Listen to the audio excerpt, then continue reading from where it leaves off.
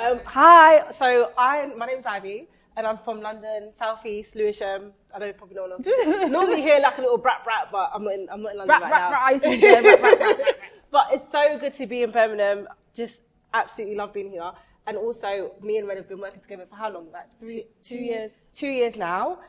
So who am I? So I work for Microsoft at the moment, but before that I was working as a D&I consultant, which basically what I was doing is, when you think about diversity and inclusion, it's normally covers gender, ethnicity, diversity of thought, but my whole thing was getting black people into tech, because I'm big in tech, like I love tech, and I think the world is obviously moving towards tech. We saw that during COVID. Everyone was working from home. Like you could see everyone was using Zoom, everyone was using Teams. But what I found was that a lot of the black employees that were in workspaces weren't in senior positions. And I took offense to that, because a lot of the times when you speak to people, they're like, oh, you know, they just don't feel that comfortable here, or they kind of make an excuse as to why we're not promoted or put into those positions. And it is just an excuse.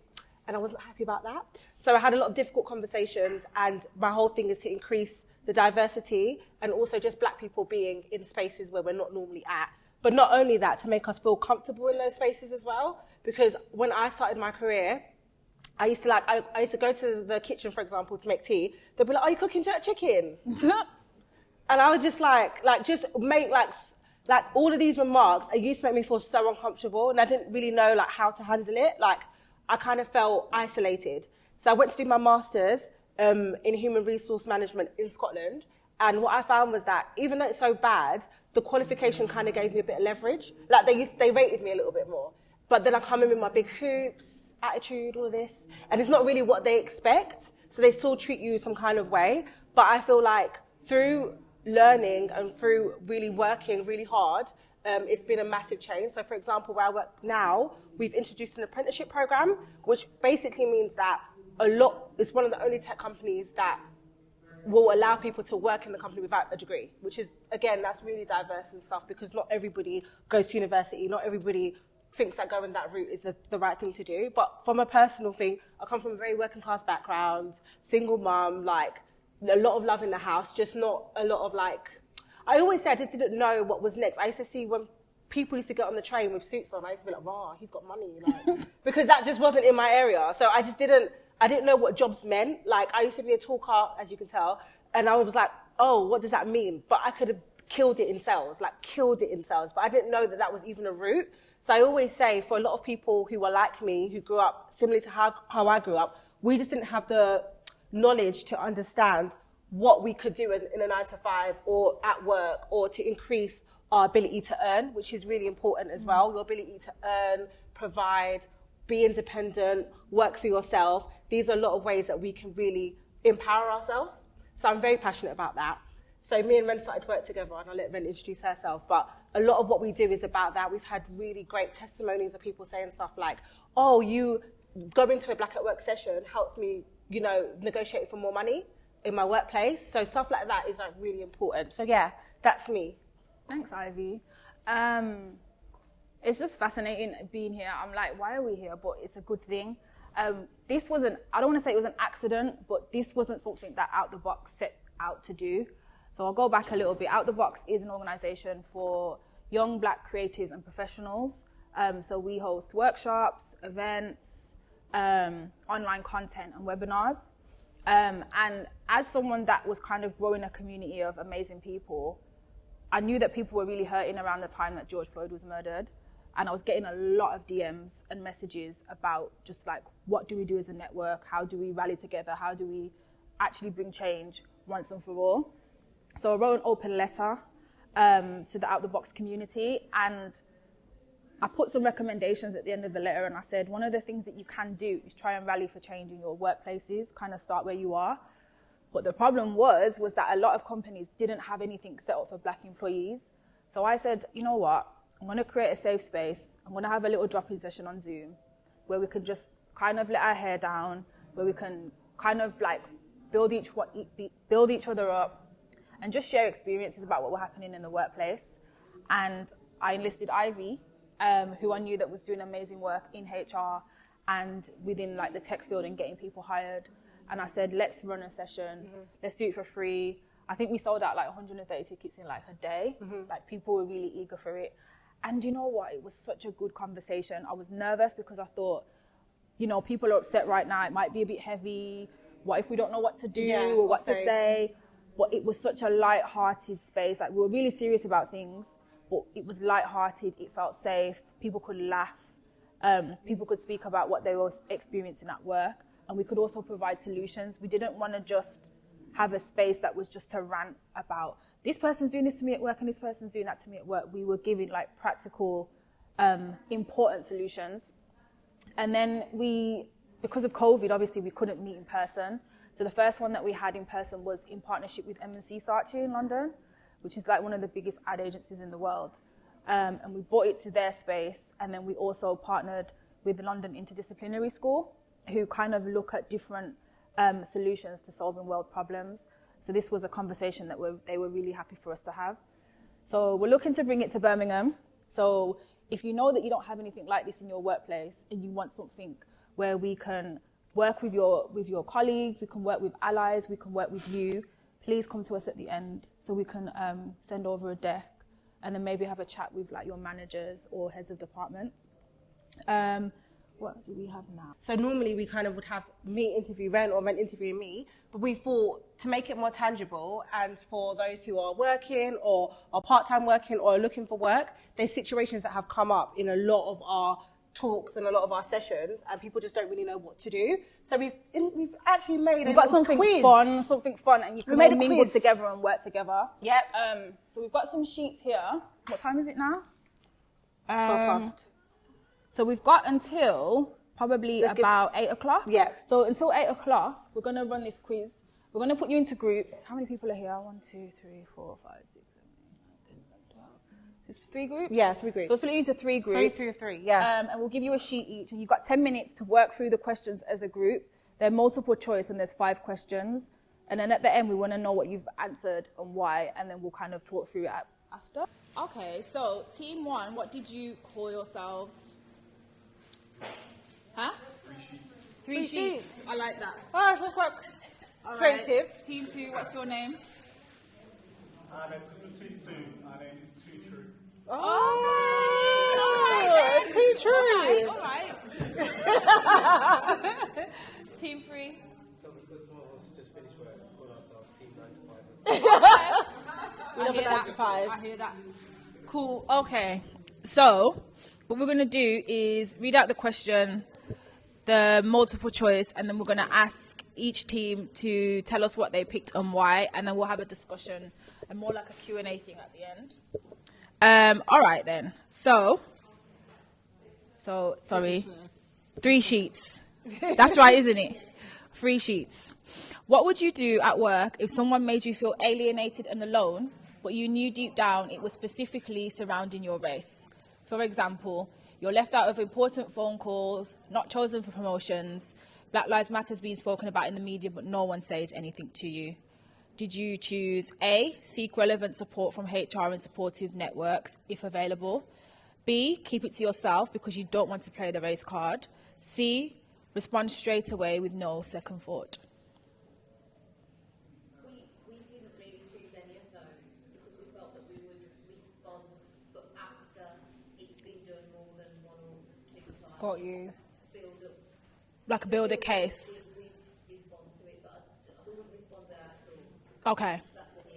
That's when you, yeah, right. Okay. Too true. What was your answer? Our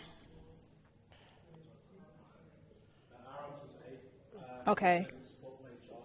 And the only reason we chose this is because me personally have experiences in workplaces as an employee where I have responded straight away. But sometimes, I don't know if it's a cultural thing, you can be open to sort of counter allegations of aggression. Yeah. Things like that. Yep. The victim, right? So I think what I learned very quickly is to evidence what's going on with HR to almost protect yourself in a way. Yep. 9 to 5ers. Yeah, we were a bit more torn.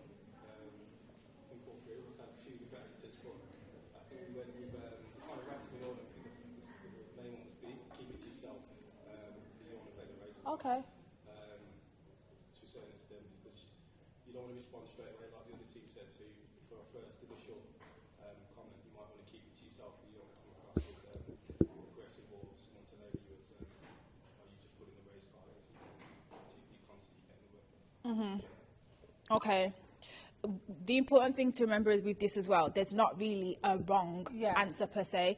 There's things that we'd advise you not to do, but when you're dealing with something so sensitive, sometimes in the heat of the moment, what do you do? So we're just going to give you recommendations. So we've said A. So 2 true, that was the right one. I know 3 sheets, you didn't really have anything on that, but we say A because when you build up a case and you know that you're logging it with HR, when the time comes where it gets too much and you're ready to just be like, I've had enough, HR have it on record. They know that you've been speaking to them. They know what you've been telling them, and they too can have a case, almost like a case file on what you've been experiencing. Of course, in some workplaces, this isn't always the case because some HR departments aren't as supportive. And then you probably will have to take it to a union.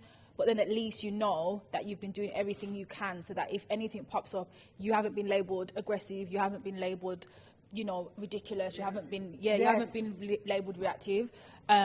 So that's our take on that question. And I even think with just to add to that, from a HR background, it's not necessary, because I get the apprehension and the whole pulling the race card, because people definitely, that exists and that's 100% a fact.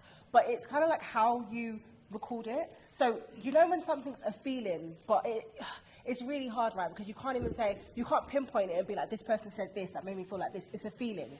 And sometimes with feelings, it's hard because how do you communicate that to present a case? Right. So it's how you communicate something. So you could even just say, do you know what? These are the things that are currently happening. I'm not too sure if this is about my race, but that's how it's making me feel.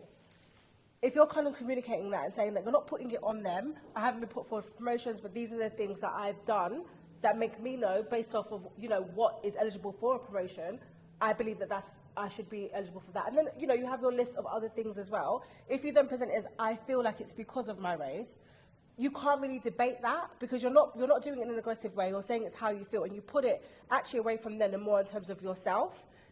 Even if they want to dismiss it, they have it on record. So when it turns from, because we know as black people, it starts as a feeling and then sometimes it's proven as a fact because something's actually said. So I think it is important to report to HR, even if your HR department isn't the best, it's how you communicate it. And it's also something that, through my experience, I've seen as black people, we're kind of like, don't speak your business, deal with it.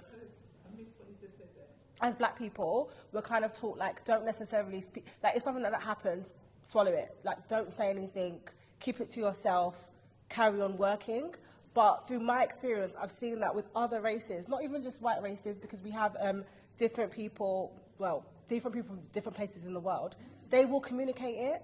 And a lot of the times, through my experiences, as black people, we tend to it's changing more now, definitely. And I think because of the rise of, we always call it the Black Revolution and the things that have happened recently and through COVID, we're seeing it more now, but definitely before, we didn't say anything until it was awful.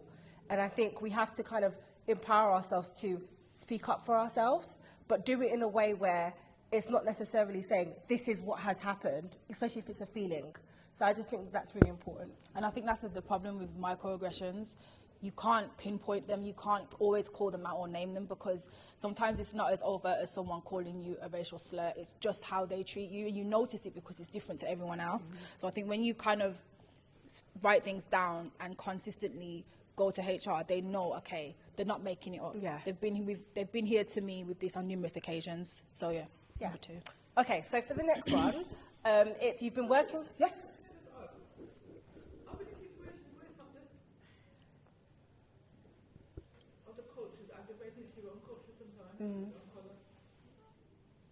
What do you do in those situations? Same thing. And this is the thing as well. But remember, we're specifically talking about race now. So there is occasions where it is other race, like your own race doing things to you, but in that situation, it's the same thing. Go to HR. Yeah. It's exactly it doesn't matter the same who's thing. making you feel away. Yeah. Yeah. Okay, so for the next one, you've been working for 1 year as a graduate and have recently spoken to your white counterpart about your salary. You find out they are getting paid significantly more than you. What do you do in this situation? So we have A, put it on blast on Twitter, B, wait for your next salary review, or C, book some time with your manager to gain an understanding around your salary and how it relates to your role. So, 3 sheets. What did you say, A, B, or C? C. C. So why C? Because it's something that you have to confront your manager about, really, and then and get them to explain. So once they've explained, then you can say, well, why is so-and-so on 28 and I'm only on 23? Yes. Okay. And then get 2 true? Yeah, go ahead. We agreed and you documented it. Yeah. We're actually quite torn, between B and C. Okay. The only reason is, I'm sure people have been in this position sometimes in employment where 1 year of employment doesn't offer you the same security as 2, especially from a HR perspective, right? Some workplaces can find reasons to dismiss you. You don't stick your neck above the line. So we chose to wait for an next salary review. Now I understand sort of having a meeting with your manager.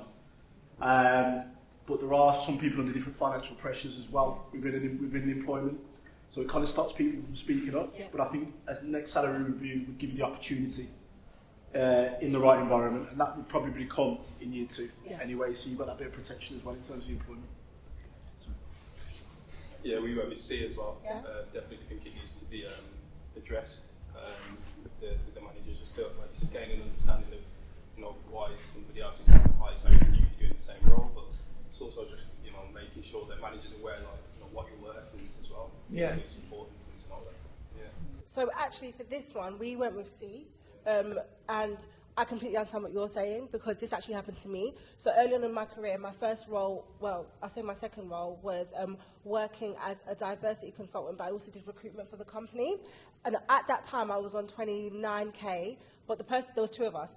And the white guy, who was also working in diversity, came from middle-class background, different university than me, same level of qualification. He was on 33, and I just thought that was quite significant, and he kind of said it flippantly. So it's not like he, meant to tell me. We were just having a discussion and he told me. So I felt, and what I did is I did take a moment to be like, I went down his LinkedIn. You're just trying to make sure. I went to his LinkedIn. Did he do more work? Has he worked? Did he do any extra work? Did he do an internship? We had exactly the same level. And I see exactly what you're saying because I was apprehensive because I was like, I've just started this job. I've only been here for 6 months. If I call out that I'm not getting paid enough, it's kind of rocking the boat. So I didn't really know what to do. But after thinking about it, I thought, if it's rocking the boat by just asking a question, maybe that's not the right place for me. That's kind of how I approached it. Because asking a question and being really honest shouldn't be something that deters you from the opportunity. So I would always say, just book in some time with your manager and just say, do you know what? This is the current salary I'm currently on. I've had a conversation with XYZ, you don't even have to say the name, other members on my team, and I'm aware that they're getting paid more. Could you just clarify as to why this could be? They could come with a really easy, simple solution, something that you're not privy to, done. Or they could not have an answer.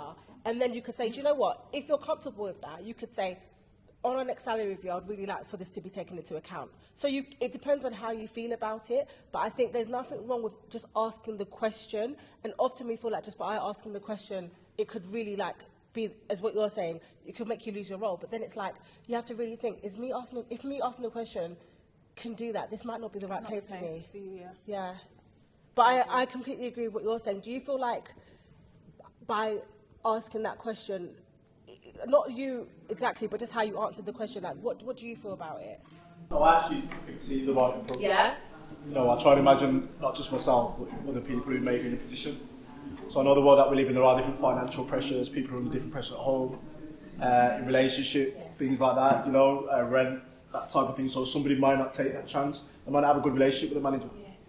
So there are different nuances that could lead people to make one of the 2 decisions. But I do think, like you said, I'm a big believer that if the workplace isn't for you, to find somewhere that is. I'm a big believer of that personally. Yeah. But I was trying to think about outside of myself. Yes. That's it.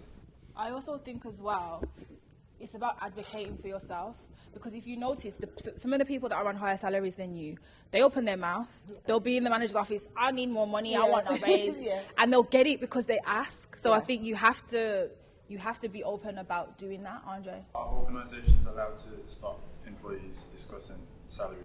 Not at all. You're actually supposed to do that. They encourage it, but they'd probably prefer for people to not do it because it's awkward for them. People don't do it. They don't do it, especially our own people. Like, as a community, we don't do it. And I think we could be in a lot of better positions if we actually just sat down and had that conversation. Yeah, I think that's what we touched on around like salary transparency. Again, kind of when I kind of started off, didn't really know.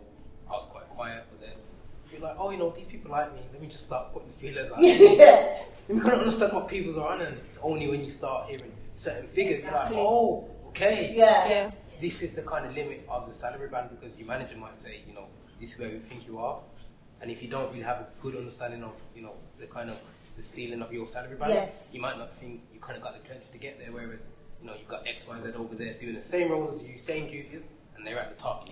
So again, that will then start to help you kind of build that business case. And then, as you sort of said, it's not necessarily name dropping, but there's other members on the team that have expressed that they're on X amount. Can you then kind of sort of say why I'm not on similar, and I'm producing X amount? Exactly. Kind of side inside, it's understanding the salary transparency side, and then that will help you to kind of build that business case for you to put forward the argument. But it is really hard, right? Because as a community, we kind of don't talk your business. Yeah. So we're saying this, but like a lot of people, they just don't tell you. Like, I've got friends that I've known since I was 15, like we were in school together, and they will never tell me their salary. Like, they will never. Like, I'm really open with stuff like that. I'm very transparent about things like that. But you know, even from our culture, it's like I don't know if it's superstitious, but it's like, oh, if you tell them about your money, they're gonna lose it. How? Yeah. Like, but you hear stuff like that, and it's like, it's so secretive, but it really does work against us. Like, I have people used to have people DM me about my diversity and inclusion work. Just people consulting, like, what's your fee? And I would say it, and I'd be like, thank you so much, because I've tried to approach other people, and they won't even, this is not even what you get paid as your salary, you know, this is just what you charge other people, other organisations for a service, and they won't tell you. So I feel like we do have to be more empowered to discuss that, because otherwise we're not going to move forward, you know, because somebody could be doing exactly the same role as you, they're making 10k more. It's not fair. So, but I do think we have to kind of empower ourselves to have those conversations too. Definitely. Okay, number 3, you constantly change your hairstyles. Of course, you're black.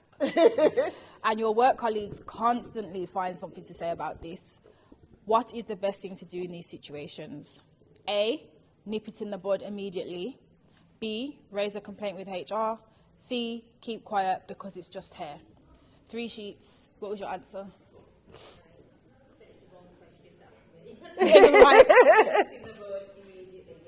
Okay.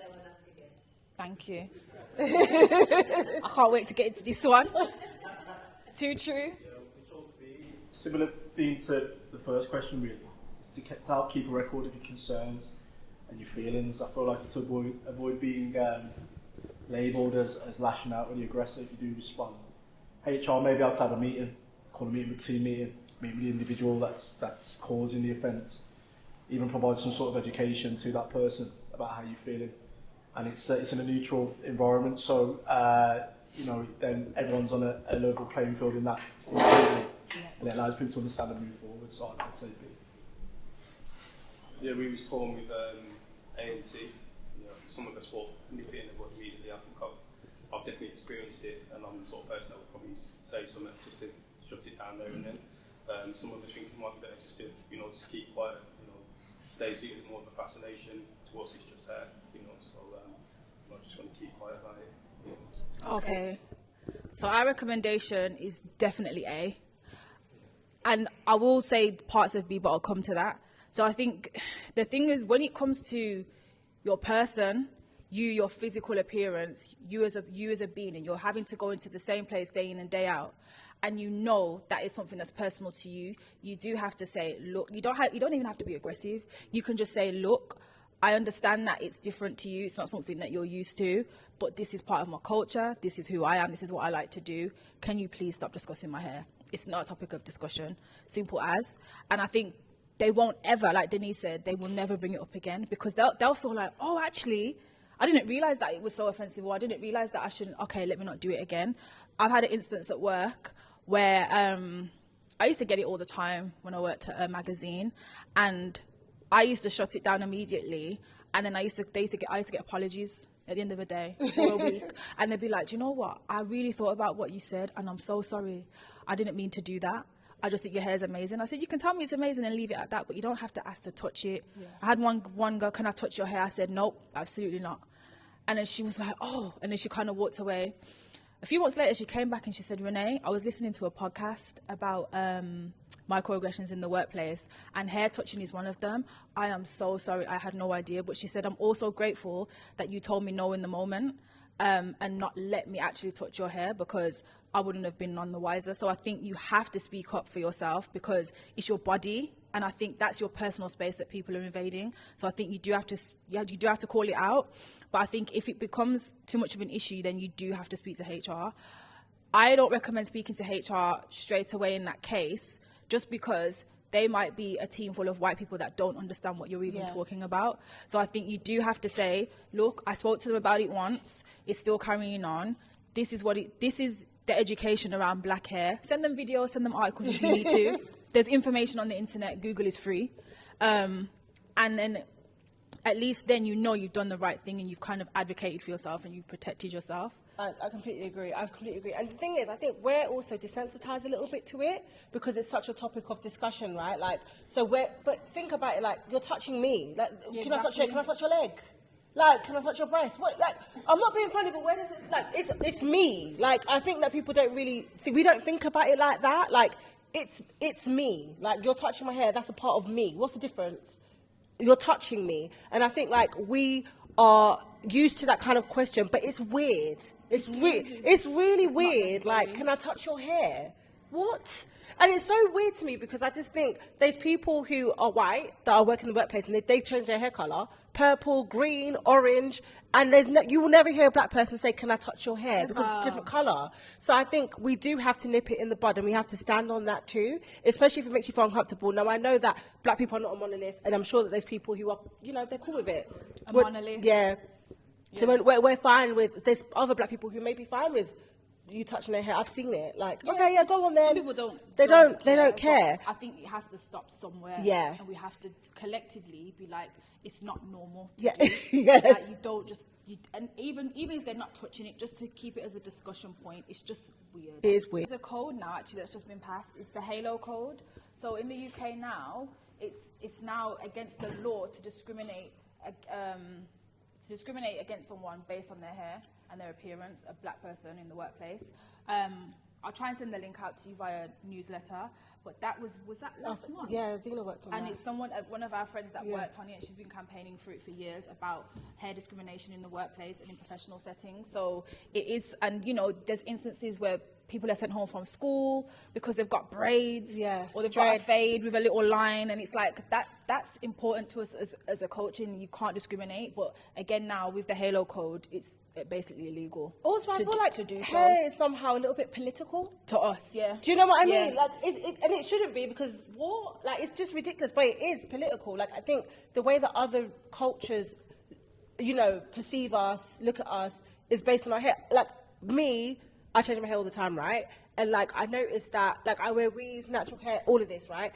And I will 100% say, it's going to sound so weird, but I'm sure a lot of women can relate to this in this room.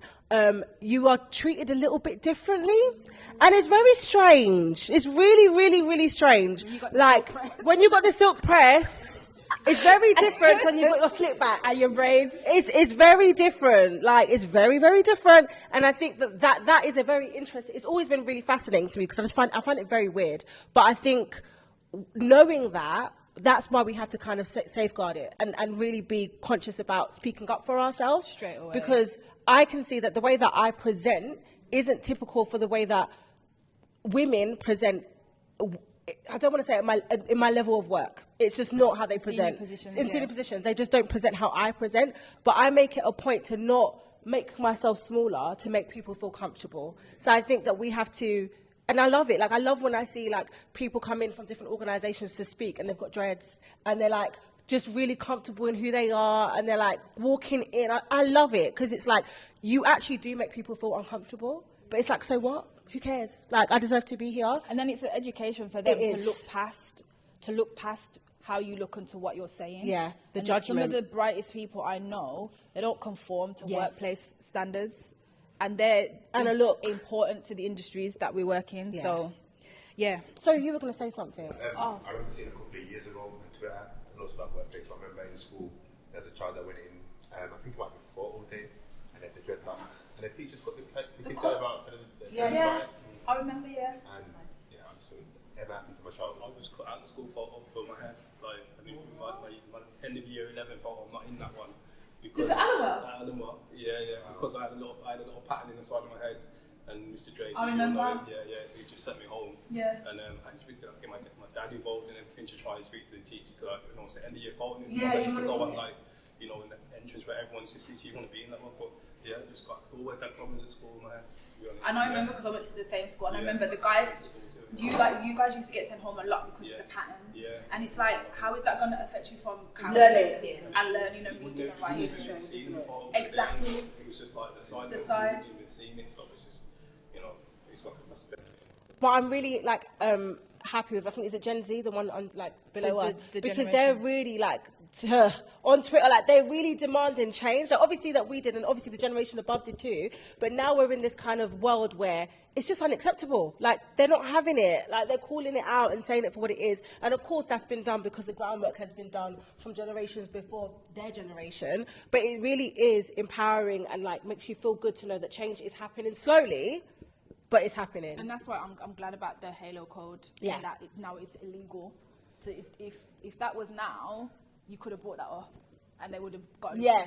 Whereas before, what can you say? They wouldn't say anything. Yeah, you can't say nothing. So it's a big excuse. They don't like dreads. Yeah. They don't like afros. They don't like patterns. Yes. But it's only one set of people that's always been, the problem. Exactly.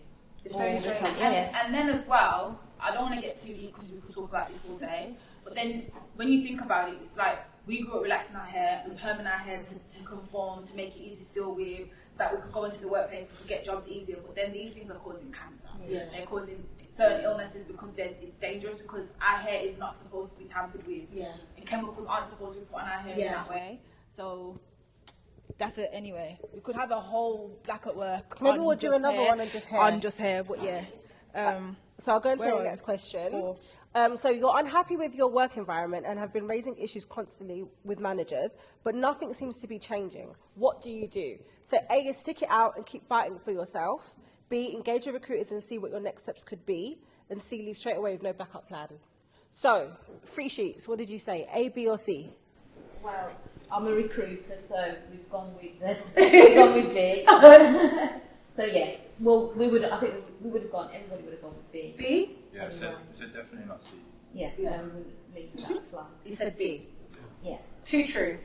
Yeah, we said B. Yeah. I think if you're not happy somewhere, it's amazing how one workplace you can be undervalued and another one you can flourish. Yeah. I don't think you should ever leave without having a backup plan. But I think you should definitely see what's out there for you. Yeah, just have discussions and so on. And then 9 to 5ers. Said B as well. Yeah? B. It's so funny because I'm a recruiter as well. Hello. I always say B. Always. The thing is, this is a really, really good conversation. So, in terms of workplaces, sometimes when you're to what you said, when you're experiencing work in a workplace, you just think that that's all that there is, and you feel like that culture is all that there's going to be, and everything's going to be the same. But that's not true. You can be experiencing something in a particular workplace and have exactly the same role in another workplace, and actually it fit you, and you really do thrive and you really do excel, black, white, Asian, or other. Do you know what I mean? So I think it's really important to. It's hard because, again, we get tied to a workplace. We get scared about earning potential. We get scared about, can we even get a new job? There's so many things that we think that are all valid, by the way, but it stops us from seeing what's out there. And there's nothing wrong with having conversations. The recruiters in the room will tell you, we can be discreet. You can have a conversation and your workplace never know about it. But I don't think it's, where a lot of us, our parents just worked. Happy, sad, undervalued or not. they worked. So often what we feel that we have to do is do the same thing. And I think now we're in a space where we have options and we can, again, like I always say, the generation that did the groundwork, we owe it to them to kind of do more, do as much as we can to make sure that we're happy at the place we work. I've read so much stats now, especially now working from home and stuff, the majority of our life is spent at work. Like, that's mad. Like, think about how much of your life you're going to spend at work to be unhappy, to be undervalued, to be underpaid. It's like, we have to feel a little bit more comfortable with just having conversations and just seeing what's out there. It doesn't mean that you're going to leave without a backup plan. That's not smart, is it? But at the same time, you never know what's out there until you have conversations.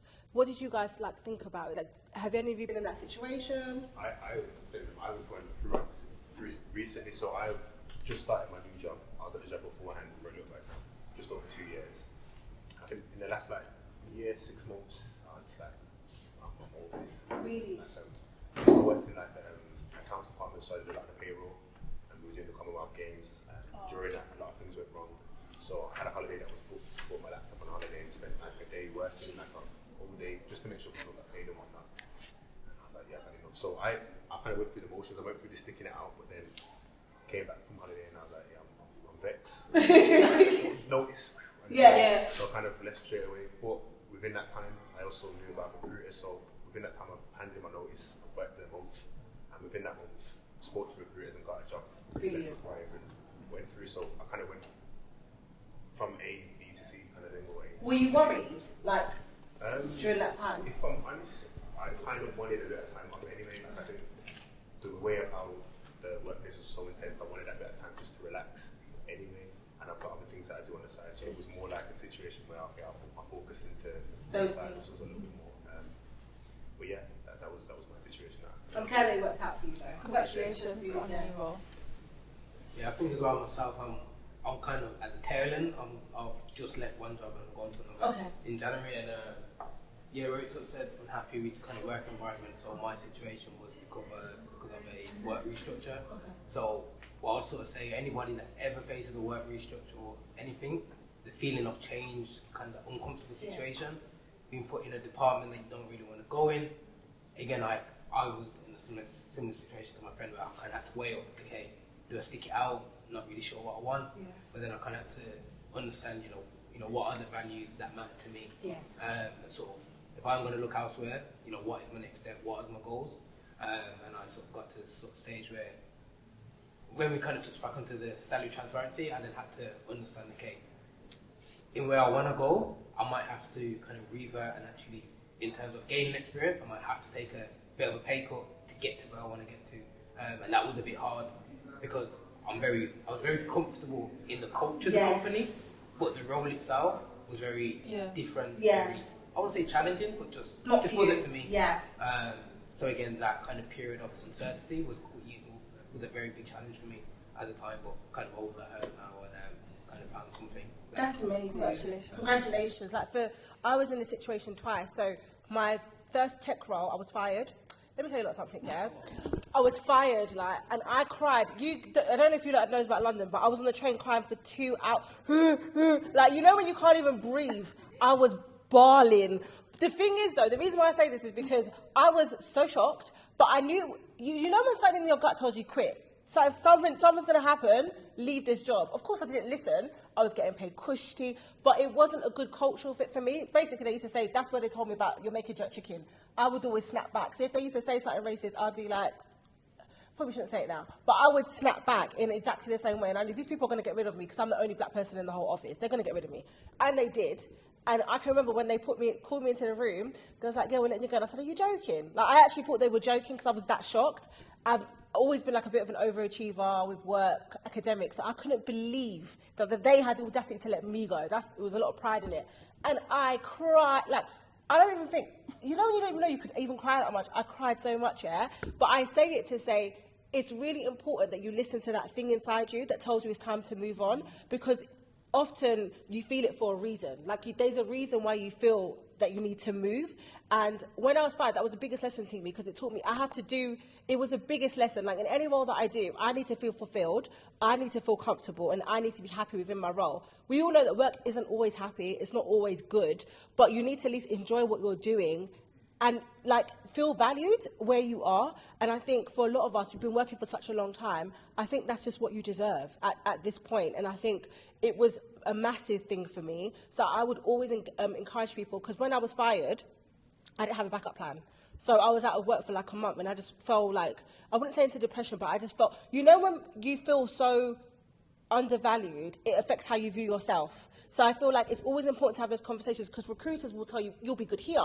That's part of it. Like, part of our work is telling you, you would be a great fit here. So even hearing that, knowing that you're not in current employment is good, because it makes you feel like, do you know what? I do have something to offer. And then in the role that I just had before working at the company I'm in now, I felt I need to move. And I had the conversation and I said, I'm going. And I didn't have a backup plan, but I had conversations with recruiters. And then I landed a role within my notice period. So I think you do have to, it doesn't mean that, you know, quit straight away, don't have a backup plan, but be open to having conversations. And recruiters want to hear from you. Like, we want to hear from people. And we want to put you in, you know, different organisations and good positions. So don't be afraid to have those conversations. Something else to add, working in tech, there's a lot of, and I'm sure different organisations as well, but most of the private sector, I don't know if you all have heard, but there's a lot of cuts. Yeah, a lot. And a lot of people are being like put off, like laid off their roles and stuff like that, right? So a lot of people are being let go. And what you're seeing is that they will be rehired. Like, this is just like for a period of time, and they probably will be hired in the new year. But what I will say is, for what you talked about, the restructure, the people that are still in the business now, they're taking on more workload for the same pay. Do you know what I mean? And then a lot of black people, what I've noticed is, for the ones that are still in, they're not negotiating anything. So they're taking on this workload. It's being told to them as, you are so valued, you should be so lucky that you've still got a role. But they're taking on 3 other people's roles amongst themselves. They're feeling pressure, but also our psyche of not speaking up for ourselves is, we're so lucky to be here. Right. We are so grateful that we're not going to negotiate anything moving forward. I'm not saying that you should do that straight away, but I'm not saying, okay, this restructure's happened, speak up for yourself straight away and ask for more money. No. But if you're doing this for a particular period of time and you're noticing they're not hiring anybody else, and your role's drastically changed, and there's been a That's what was happening. Just like, do you know what I mean? Well, just sort of saying, like, basically the team was going to basically be cut from like 6 people, like 6 senior people, to like 3 juniors. So it was a bit like we was going to be expected to overcompensate for the senior people, because they was going to move on.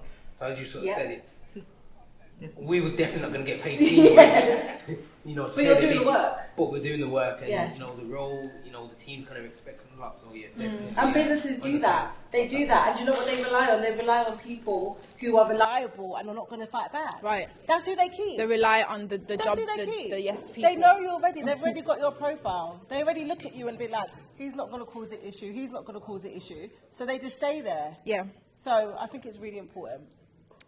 Cool. Number 5. Please ignore that person out there, by the way. It's gone. Stupid. Anyway, number 5. You've been working in a role but are yet to see career progression. You have a good relationship with your manager and really enjoy work. What can you do to support your personal and professional growth? A. Encourage your managers to fund a black network in your place of work. B. Keep attending online seminars. Or C. Attend our Black at Work sessions. Okay. 3 sheets. Kind of split on this one, and it really depends on the situation. Is it Andre here? No, that's me. That's you. he kind of said that he worked for a small organisation, so they wouldn't be funding anything anyway. So we looked at that, and we said we would maybe speak directly to our manager to find out why we weren't getting a promotion, or what we needed to do to get the promotion first of all, and then it could be that we needed a black network then of people who maybe is in the role that we wanted to get into, but maybe working for another organisation, so we could talk to them or mentors, etc. A mix of all 3. Yeah. Remember, there's no wrong answers, by the way, per se. Yeah. Okay, yeah, we thought this might be a trick question, so we chose it. See, on to us.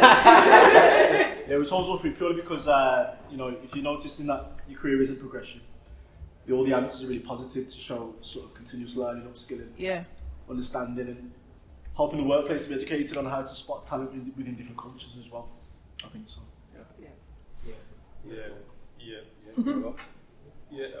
So we picked. I think you're right. I think all three are relevant, but I think we went for black at work sessions as we are here as well. But yeah, definitely, I think a session like this definitely makes you feel a bit more empowered. You know, 100%. So it's really good. So you know, people going back into the workplace and stuff like that. You know, you feel like you can talk up a little bit more, so to help develop yourself. Yeah. And I think. So yeah, it was a trick question. Of course, all three apply, but we've created this space so that you can feel empowered to kind of advocate for yourself in a way where you don't have to go and storm the place. I think a lot of us, it's 0 to 100, isn't it? Yeah. It's like we're quiet and then we'll blow up in the workplace and everyone's like, yo, this person's angry and aggressive. They're aggressive. But I think when you know how to navigate and maneuver in certain situations and you know what to do when certain things pop up, you can kind of get yourself 10 steps ahead. And even if it doesn't work in that one particular place, just move on and know that you're empowered to move on and that other organizations will accept you and your skill set and kind of know your worth. So we will be having more of these as events, but then we're also, like I said earlier, we're trying to actually get into the spaces that you work so that there's like a hub or a program or some sort of training running for the allies as well. Yeah. And I think in terms of like Black at Work and what we've been able to do, not to toot our own horn, but to toot our own horn, we hear a lot of people come back and say that it's been really beneficial for them through conversations and stuff that have been had. And I think often, like, when you haven't experienced something, you have to be the change through what you've learned and then tell people about it. Because I can remember when I was having difficulties at work, my mum, bless her heart, love her to bits, but when I was going through things, she would kind of just say, oh, but Ivy, you get paid so well, like, you know, like, what are you even complaining about? Like, you know, like, all of that, like, she just was, deal with it, because that's what she does. So, you know, she kind of, and also it's that thing of, you should be so lucky. I'm like, I'm first gen, my mum's from Uganda, Africa, so I'm the first generation, first to go to university, all of that stuff. So they look at you, my mum looks at me, and I think our family does, like, I can't, like, you're the dream, right? But their struggles are different to our struggles. Do you see what I'm saying? And I think it's very difficult because you can't really compare struggles, but she's like, I had you at 21 and I didn't have no money and da-da-da-da. And I'm like, work is hard. Do you know what I mean? So it's kind of like, she's not rating it. She's just like, but also she doesn't understand my hard. Like, my hard is different to her hard. So she's who I go to for everything. But when it came to the work thing, she couldn't really help me. And I didn't know where to go. So I think the things that you learn through your network, through friends, we really encourage building that community because a lot of us can't speak or can speak to our parents about stuff like this, but it doesn't land the same because the experiences are so different. So I'm really big on like trying to make sure that we keep in contact, keep people on LinkedIn. Opportunities in an organisation might arise, somebody could lose a job, and it's just that easy of, oh, Ivy, do you know anything? Or having conversations with each other. But you only have that when the network is there, and I think we have to really make sure that we build this into something that we're actually bringing into places of work, not just people, because you can have those conversations, but then if the organisation itself is struggling to value you, that's the organisation's problem, not yours. And sometimes there's only so much that we can do. Like, you can do all of the things that we've suggested and it still not work. Exactly. That's really important. And the change has to come from the top. 100%. It has to start at the top. So that's why we're keen on really getting into the actual spaces and places of work. So, thank you. We have time. What time is it now? We have 10 minutes for like a Q&A, discussions, anything that came up for you today. Anything else you want to talk about? That you want to talk about? Any questions? Anything? Yes. Again, you both touched on, well, you said that you got fired and you sort of said you left your journalism job. Like, in kind of hindsight, when you kind of look back, because I think that's kind of the period that I'm in, it's a bit like, I've made a decision. In 5 years' time or 4 years' time, I'm going to look back and be like, oh, you know, that was nothing that I was going through. But now you have to sort of, you know, you're in a better place in your career. You know, when you do reflect on that journey, you know, what are the sort of key learnings that you've kind of touched upon along the way? It was always the right time.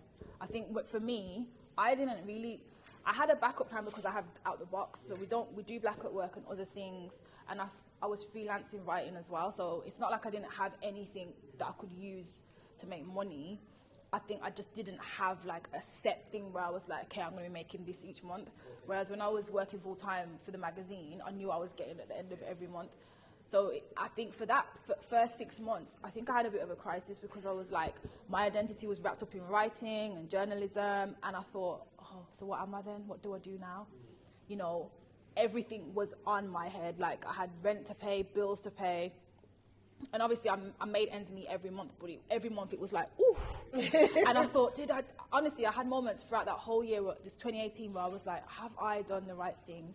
And then funnily enough, through the network and the community that we built with Out the Box, there's so many people that watch us and I don't know.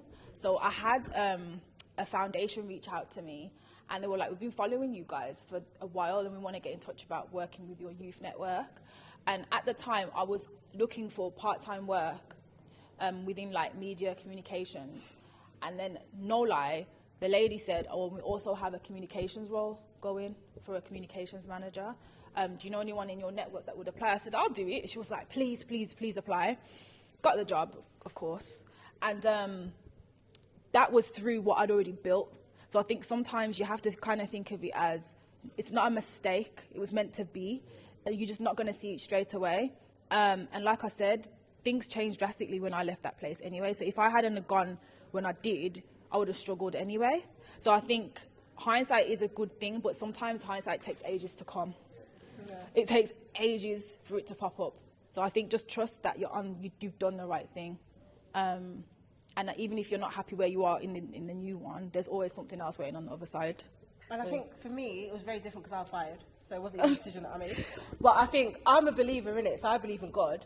But you know when it's like, oh, you're really testing my faith, because do I? Because I was like, at the time I was making 35k. It was the most I'd ever made at that point. And I'd got fired from the role of a job that's the most I had ever made at that point.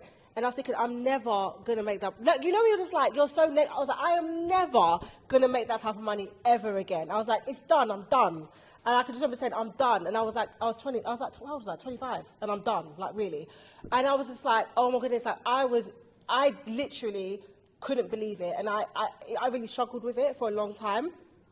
What I will say is that people who succeed, and successes come from uncomfortable moments. They don't come from everything just being cushy. That isn't how you get to the next level.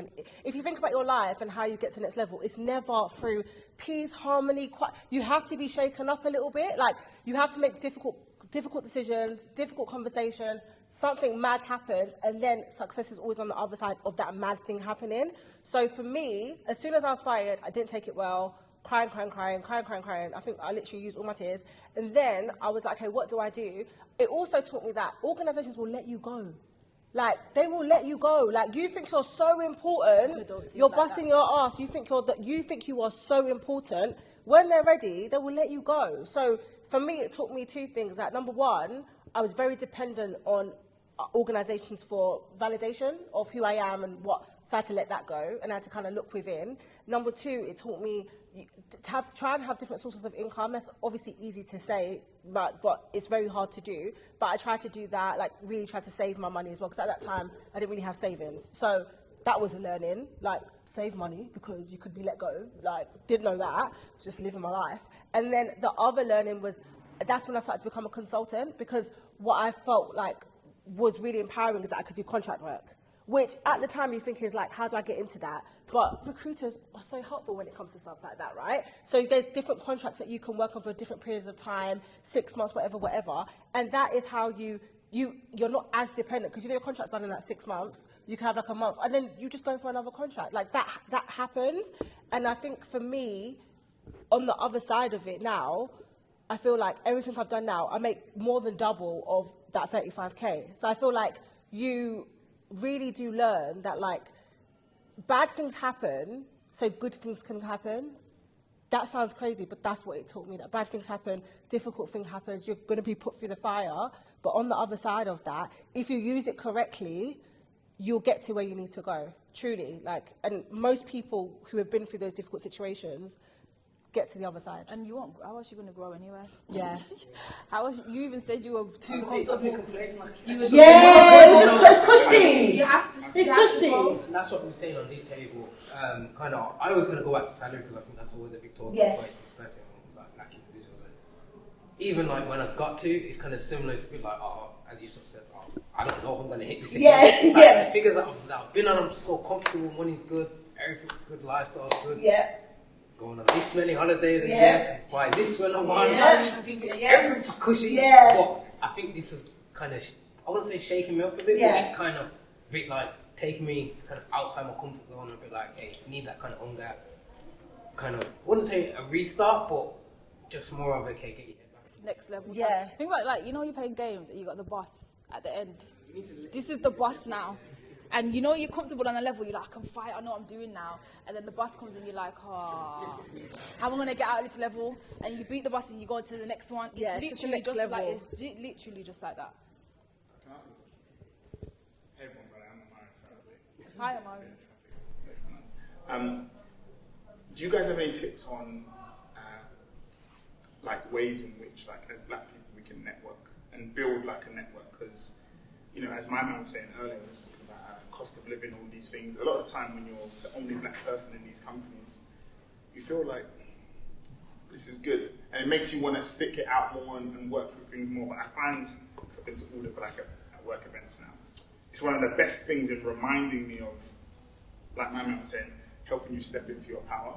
So the more often we can do that as people, the more we're going to get that support, because we can't necessarily just go to coffee with mine. We don't even really drink coffee, but we're probably not going to be working together in the same office. We don't really have that opportunity, so you can get that here. So do you guys have any tips on just how to find spaces like this and network, but more like how to find black professionals? Are you on our mailing list? I think I am. Stay subscribed to the Out the Box mailing list for one. This is not even just like I want to plug. We post so many things and share so many opportunities and things that are coming up.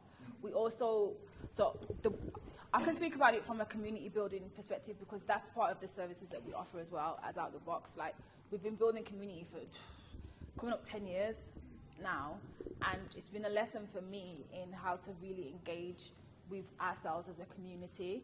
And I think having lists, having mailing lists, being part of groups, coming out to things like, you always come to these events so you know, but I think the more you come out to these things, the more you can build up your own network and meet people. But I will say sometimes we do miss a trick in making sure that we stay connected, because sometimes we can go away feeling empowered and then the week will wash away everything that we learn and we kind of can't be bothered anymore, and then you forget that you subscribe to something. And I think it's just to make sure that you're making use of kind of what's at your hands and leveraging the people that you've connected with and spoken to. I think that's also important.